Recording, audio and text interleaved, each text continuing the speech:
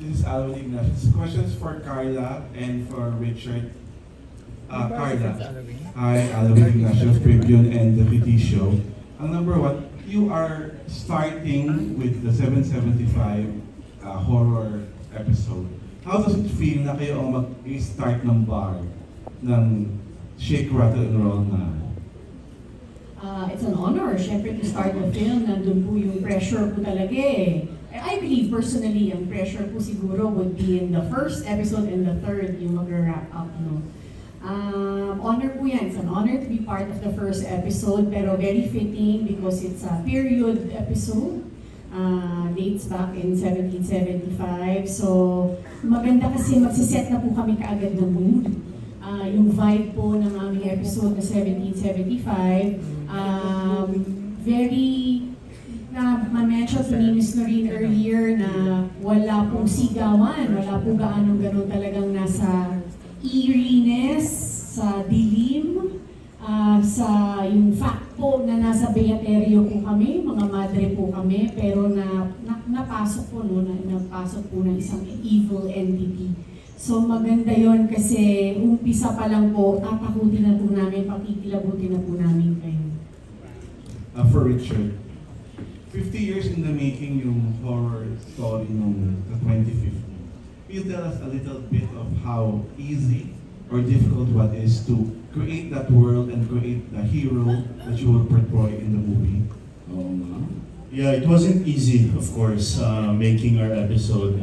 It was very challenging, not only for us actors, but also for everyone, the production team, especially the production designers, the art department. They did a good job of creating a world where everything is devastated. Tapos yung mundo kasi namin, wala nang halaga ang pera, wala nang halaga ang possessions.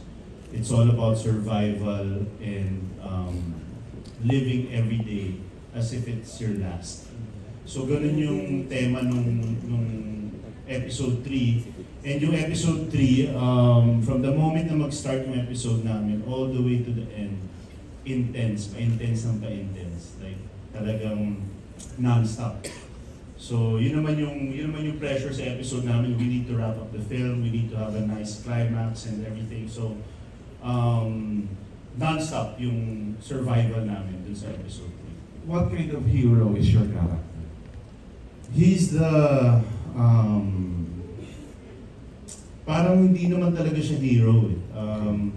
Napilitan lang siya na i-lead yung grupo niya o yung mga mahal niya sa buhay sa ligtas na lugar at parang ano siya, tawag dito, hindi siya yung hero na talagang he's skilled to be a hero. He's survival. O hindi siya pa-hero. Parang ano siya, inililigtas lang niya yung sarili niya at yung mga mahal niya sa buhay dito sa mundong punong-puno na ng aswang. Okay. Last question from Miss Madeline Reyes. Miss Madeline, you were in the very iconic Shake, Rattle, and Roll 2 na isang buong aswang village. Yes. Ang kinalaban niyo ni Aljon Yes. Jimenez. So, ano ang mas nakakatakot? Yung mga aswang nung Shake, Nung mga Rattle, panahon and yun? Roll o itong mga aswang ngayon? Dito kasi ang bibilis na nila eh. Oo, parang sa edad ko, ang bilis na nila. Nakakatakot din. Of course, nakakatakot yung noon. Pero yun kasi puro habulan lang eh. Pero doon na may lumilipad na eh.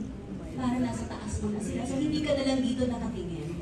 Oo, yun nga, upgraded na sila. Totoo. So parang nakakatakot din ito. Yung thought lang kasi na mapaligiran ka ng maraming aswang and you wouldn't know what to do talaga. So totoo lang. Whether yung mga aswang noon or ngayon. So pareho pong nakakatakot. Thank you, Miss Madeline. Thank you. Thanks, Alvin. Before I give the microphone to Ms. Tessa Mauricio ng Manila Times, I'd like to ask a few questions, of course, kay Richard.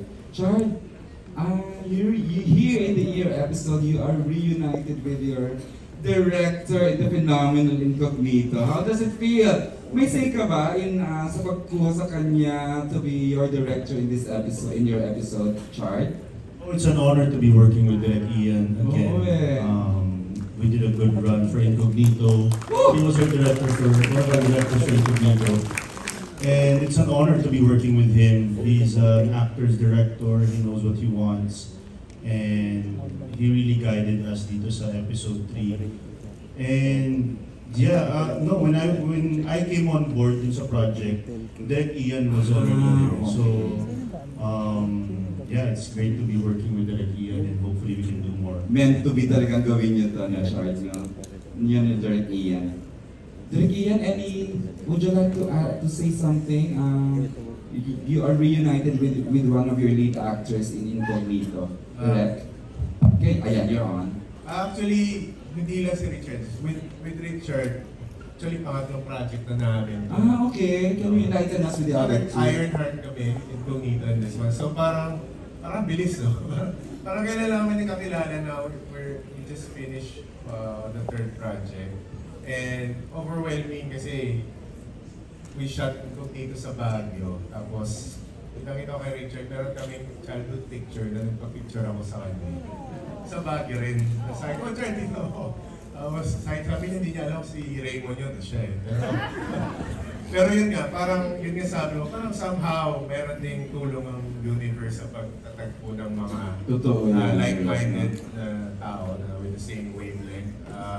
Ang saya kasi si Richard very, collaborative siya in terms of creative, sabi sa action scene na coordinate kami. Ayun, masaya. Sana nga sa future meron pa tayo. And actually si Dustin din, it's not our first time. Kasi okay, ano yung una nyo with the... Sa Mano po series na Family Fortune, yun yung first blood niya sa acting. As in, doon siya unang nasabak. Tapos yung role niya ron very challenging kasi parang yung character niya parang may anxiety the whole series.